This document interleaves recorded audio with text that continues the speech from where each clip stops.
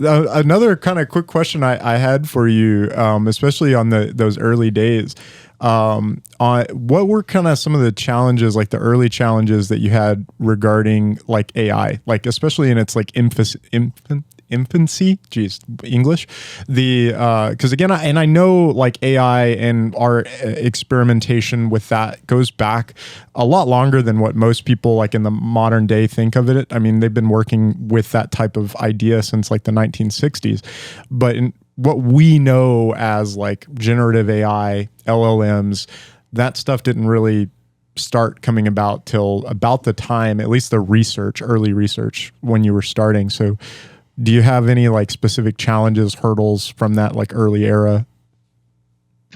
Yes, so we started with what we call, at least internally, parametric AI, which is the more kind of traditional AI where you just, you collect a bunch of data and you label it and you build different models based on this data. Like, you have models around the sender, you have models around sender-recipient relationship.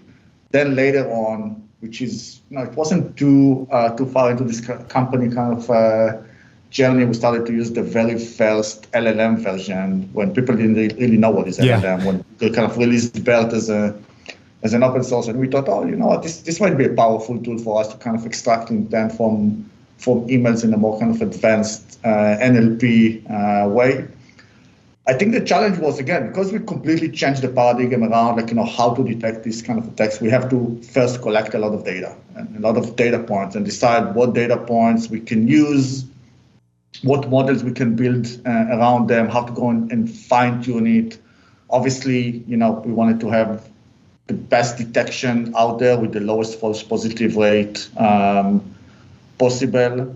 So these were the very first days of really kind of setting the foundation to what behavioral AI and contextual AI looks like. Because again, with Phishing 2.0 that we started, it wasn't about the bad links or the bad attachment or about detecting known threats. Okay, we knew if it's known one of the kind of existing segs or models, they will find it, they will stop it. And we really saw kind of our goal and our mission to detect what they are missing, and basically at the end of the day, come up with new models that can look above and beyond the threat, the content, right, and be very, very good in extracting intent and context and really understand communication patterns and social graphs and all these kind of things that are now very, very common in terms of how we approach phishing.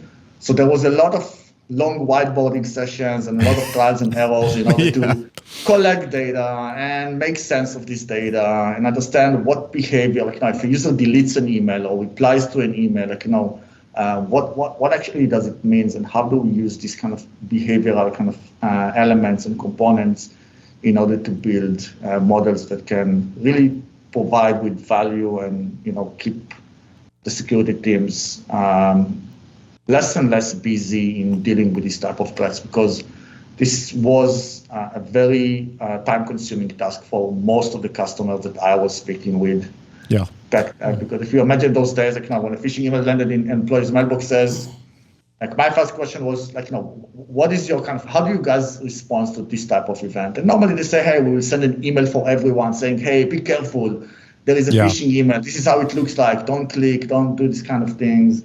Obviously, providing with some basic training and stuff like that. And by stepping in and giving them visibility and giving them the ability to take action on this type of emails, we had them to save a lot of time and reduce risk.